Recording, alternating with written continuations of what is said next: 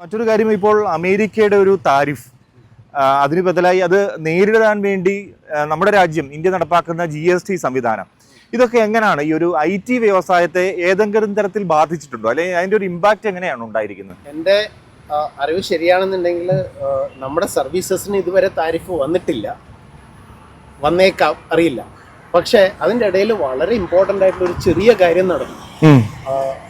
ബഹുമാനപ്പെട്ട പ്രധാനമന്ത്രി ആത്മനിർഭരത എന്നുള്ള വാക്ക് പറഞ്ഞു. അതിനുശേഷമാണ് ഈ GST ചേഞ്ച് വന്നത്.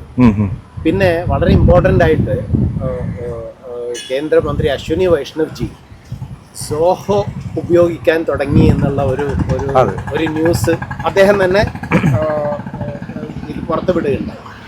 അത് തരുന്ന ഒരു ഓപ്പർച്യൂണിറ്റി വളരെ വലുതാണ്. കാരണം നമ്മൾ ആത്മനിർഭരതയിലേക്ക് പോവുകയാണെങ്കിൽ ഇല്ലെങ്കിൽ നമ്മുടെ പ്രോഡക്ട്സ് യൂസ് ചെയ്യുന്നുണ്ടെങ്കിൽ അതുപോലുള്ള ഒരുപാട് പ്രോഡക്ട്സ് ഇന്ത്യയിൽ നിന്ന് വരാനുള്ള ഒരു ഓപ്പർച്യൂണിറ്റി ആയിട്ടാണ് എനിക്ക് തോന്നുന്നത്.